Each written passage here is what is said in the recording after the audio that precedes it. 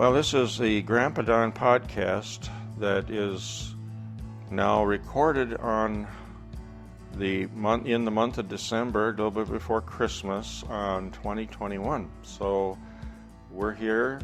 Kristin, my youngest daughter, is with me, and we're just going to do a little reminiscing first about Christmas as she remembered it when she was little, and how it went and what was memorable. Yeah. So, welcome, Kristin. Thank you. I'm happy to be here. So.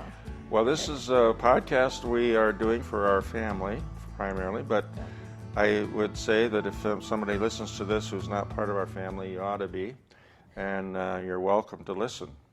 So this is not secret stuff. This is just fun sharing of life and memories. Yeah.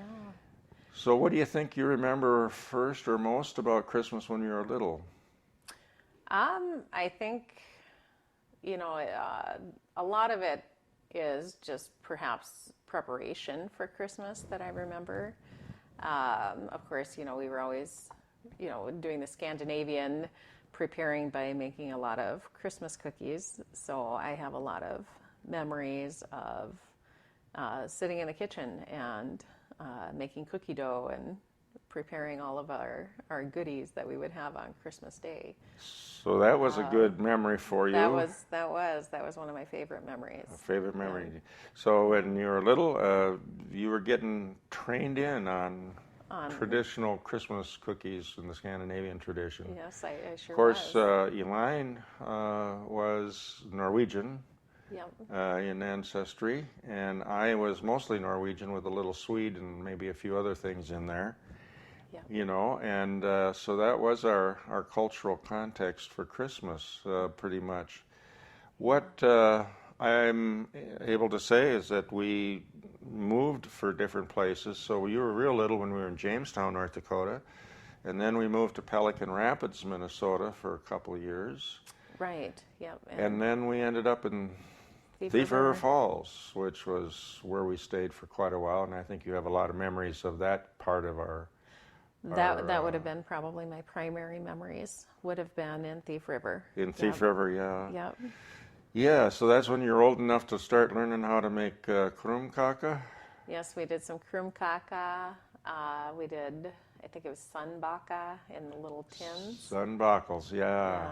And then, of course, we always did our pecan rolls.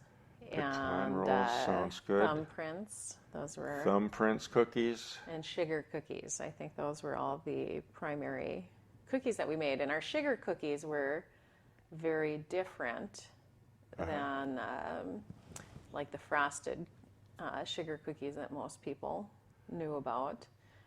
So we made a very thin sugar cookie that was topped with sugar, just plain sugar. But they were so thin and they melted in the mouth. So they were a little different, but I loved the frosted cookies when other people made them, but I had no idea how to make them myself. So that's something Those thin cookies, so thin they melted in your mouth, and of course sugar on top, which must have been a sweetness high, of course, that would... It goes along with Christmas. It seems like a lot of sugar gets put into recipes around Christmas time, doesn't it? Oh, for sure. Yeah, and rice pudding would have been the other thing, and we did our nut in the rice pudding. And the rice pudding tradition, there was a little piece of nut, and then, as I think we remember, the game was to see who got it. Yes, and you didn't want to tell anyone. Because you wanted everybody to finish their rice pudding and to have the kind of anxious, am I going to be the one who wins? Because there was a Nissa gift, and so whoever got the nut got the Nissa gift was the premise. And, whoever got the nut got the gift. Yes. Yeah. I just go nuts at Christmas. That's an old song I remember. Somebody singing in a humorous way, and some Scandinavian fella made that. But that's another way to think about nuts. It was a nut that was one nut, one piece of a nut. Yep, it was a little almond Little sliver. almond. Yep, and it looked enough like rice, so it wasn't easy to see, and that was the other part of it. The other part of it was easy, yes. Yeah, so those were good. Those were good memories. A lot of food related. It was all food related. I think a Yeah, lot of of this sort. Yeah. But that those, and the that was in our preparing, that was in our family when we'd be get together as a family. Yes. And it might have been Yeah. tradition with Elaine's family mostly. That came from her side of the family, not mine. We didn't do that in my childhood. Having a rice pudding with that. That was somehow that didn't get communicated as a tradition to me in my little world when I was a kid. Now, did you guys did flatbread though, didn't you? Yes, my grandmother Ida Lundgren Knudsen, she was the cook that had the tradition. So I have cousins who've made our flatbread, or that was traditional to our family, and it had a little bit of rise in it, and it was a little thicker of a bread than some of the hardtack or whatever, the really thin stuff that's traditionally called Norwegian flatbread or flatbrød. I think that we know in all of our traditions there's varieties of habits and traditions and things that we do, so we are not always just the same in that way. And I think that's true with every tradition of cultures, right? People have a little bit of different here and there from different regions. Yes. So I just want to say that because that's kind of what we're about in this time of our lives in this country, where there's a lot of different traditions that people have and that they bring or that they adopt or start up. People start up traditions. Oh, for sure, yeah, and sometimes it's the traditions evolve. So, right. I know, like with as big of a family as we have, and looking back at the Nissa gift, because we've kind of researched that over the years. I think initially, depending on, of course, different families, I'm sure, did things a little differently. But some of it would be an ornament. Was what you would get, was an ornament that you would hang on the tree. And I know there's a book called, I think it's Annika's Wish, Christmas Wish maybe. And we've read that one, and whoever got the almond got a wish that they granted. So different things like that. And, for us growing up, I know one of our gifts had been like a movie, or maybe it was a puzzle, or something on it, or a cup. But it was an individual gift for the person who got it. And at this point, when I translated it to kind of stop a little bit of the sibling rivalry that might have occurred over that, maybe some tears cried because he didn't win the Nissa gift. Yes, is we have made whoever gets the nut, the almond, becomes the person with the privilege of opening the gift, but we make it into a family gift, something that we can share. So maybe it was watching a movie, or maybe it's chocolates or popcorn or something that we can all share as a family.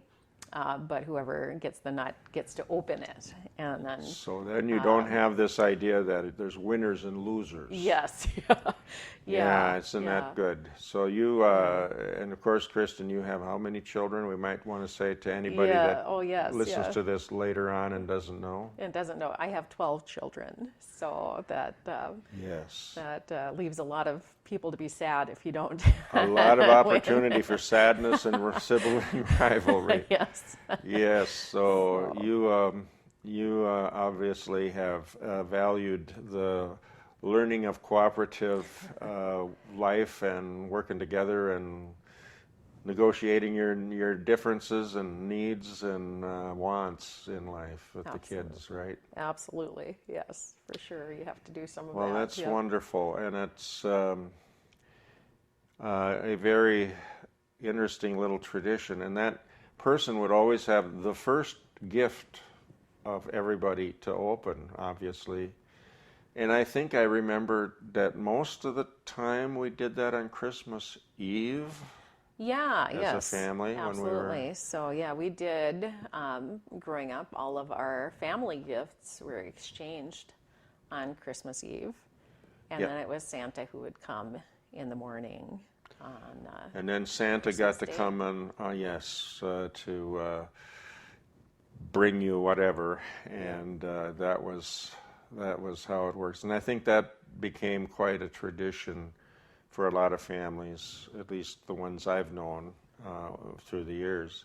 Yeah. Although there are people and traditions of, Scandinavians as well as others who would have Christmas on Christmas morning, Right, waking up right. and under the tree there would be the gifts, and so then you would have your Christmas unwrappings in the Christmas morning. Sure.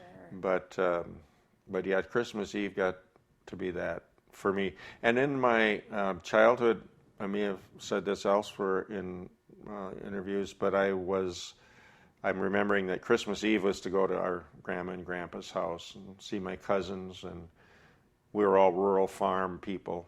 Sure. So we had our farms, and grandpa and grandma had their farm where we gathered, and Christmas Eve was lutefisk and Swedish meatballs and all of the other fixins and side dishes you can imagine were a big part of it. And I don't know, my grandmother really had to work a lot in order to make that happen. And I suspect my mother and others contributed along the way somewhat. But Grandma was the one to make Christmas Eve. So we didn't have Christmas Eve services at church early on. That was one of the ways it was, where you were to get up early in the morning on Christmas morning. And I believe I mentioned that in one of the podcasts with Carla, my other daughter, of course. And I couldn't remember what the name of that was, and it was Yolata. Yolata. And you got up early in the dark, and you went to church, and silently went in the dark, and then the lighting of the Christmas tree, and especially before the electricity, there would be candles lit on the trees, which were very dangerous. Oh, I bet, yeah. As far as fire things. So that was a kind of, and you didn't have the tree up a lot of months, or like we put up trees now for way advanced of Christmas Day, and by the time Christmas Day comes, it seems like Christmas is over when Christmas Day comes, whereas in the old days, Christmas was just started. Christmas Day and after, So we've changed our patterns because of, I think, our culture and our commercial cultures especially, that have seen it as an opportunity, obviously, to sell lots of products, get you in the Christmas spirit, as they call it, and that's part of Christmas parties are always done, it seems like, in Advent, before Christmas. Right. And I notice churches are now calling Advent Christmas more than ever before because of that. So we've had a lot of changes along the way, but the biggest thing about Christmas seems to be family, right? It is. That is the big reason, for celebrating, is to get together with family and families get together. We all try to get together, all to be together for Christmas, and that would be the ideal, which people often in different times couldn't do, maybe because of work, or sometimes people were in the military, obviously serving far away from family, and we see some of those efforts to try to connect people with the media that's now prevalent. You can at least have a video or a video greeting or something like that. Right. That comes to through a TV program or a local TV channel will do that. So there's been a lot of changes. Some of them are very helpful, maybe. And we're talking about Zoom sometimes, where Zoom has become a video, kind of a video conferencing thing where we could Yeah. And Where you can be in separate places and still kind of have these face-to-face conversations. yes, and that was really helpful, especially now recently with the pandemic we've just been through and are still suffering from, as we're sitting here with lots of sickness and death still coming around to families, which brings sadness to my thought of what sometimes families feel and experience when it comes to Christmas. And of course, I just had the death of Gloria, my wife now of 24 years past, April 26th, and now we're sitting in December. And it's been a big change for me in that regard. But we used to come to your house together, of course, for a number of years after Christmas. Yes. As it was. So really during the Christmas season, but it was after during Christmas Day. Right. Yep. Usually around New Year's, I think.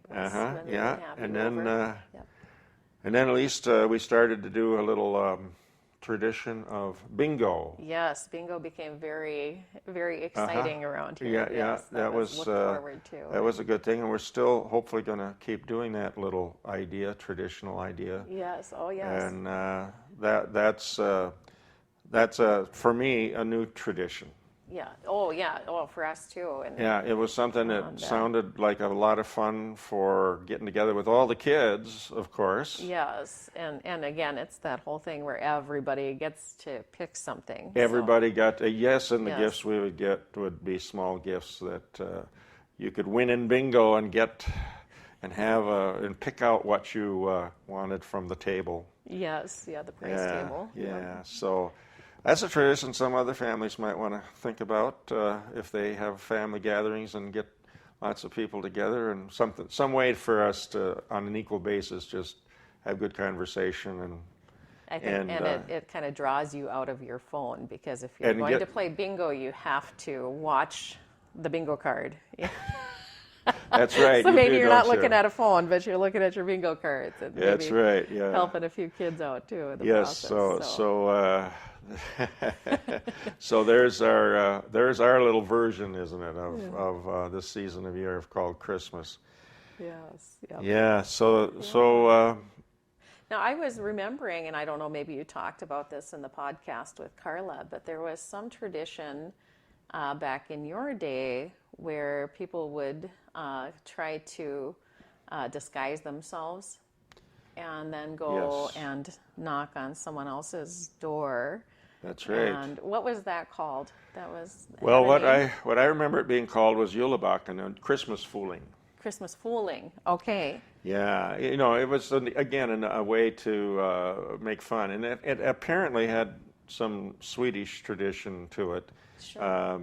My immigrant ancestors had undoubtedly brought with them, and I, as a kid, remember this still being done when I especially have one memory of this couple, farm neighbors is what they were, and they came to the door of our house, and we weren't expecting anybody, and knocked on the door and opened it up, and here these goofy looking people were. And basically what I remember is that, and they were trying to disguise their voices, of course, asking, "Do you know who we are? Can you guess who we are?" That sort of thing. And it was laughter. And of course, my parents would guess the wrong persons and all that, and they'd laugh. And well, it was quite a memory. And I'm a little kid observing this, right? And as I remember, it turned out that the husband, the man, he was wearing a dress. Oh. See, and his wife had the bib overalls, that you had, and then they had goofy hat, and I don't know how they disguised their faces, but they did somehow. I mean, it was hilarious. And of course, they came in, and then we had coffee or whatever. I'm sure some of those cookies, yes, various kinds of things that were around at Christmas would have been part of it. But yeah, that was a tradition that died out, but it was still a little bit of it going on when I was little. Sure. Yeah, so there are some nice memories and fun. So yeah, Christmas could be a Christmas fooling time, you know, in an innocent and fun way. Sure. And then socializing with your neighbors. Yeah, just a kind of time to bring people together and have Absolutely. some fun. And it was a Without nice, agendas. clean way to have fun. Yeah, Yes. nobody had to worry about cleaning up their house or, you know, preparing a big meal or something. You just show up and have fun together. Absolutely. And I'm sure they were all young couples, you know. They were people with, many of them with children too, like my parents were. Okay. But anyway, that was, a different time. A very different time. And I don't know if anywhere else somebody might have stories about their own things and what our kids, when they get up, you know, my grandkids, I'm thinking, their generation, what they may find as traditional and meaningful and so on. I think, you know, the Christmas season as it is in our society now has, as far as I can tell, just it's become primarily a commercial enterprise of raising money, or selling products, gifts, you know, of course, and we can all understand how that works. But there's many people now that have no tradition about the Christmas tradition being part of their Christian story. They're, you know, doing it more because it's the cultural sort of norm. You can see people, for whatever reason, making an excuse, you know, to have fun and sharing gifts. And I guess that means that giving gifts and sharing gifts and whatever is universal. People do that for all kinds of reasons, maybe religious ones, or maybe, well, birthday parties can be an excuse, anniversaries can be an excuse, family, parties can be an excuse. You can make any kind of an excuse to have a party and share gifts, right? Right. Yes. Yeah. There's all kinds of reasons to have these big parties. And in our Christian story and tradition, of course, it's, I think, inspired by and has been about the so-called three wise men, you know. Yeah.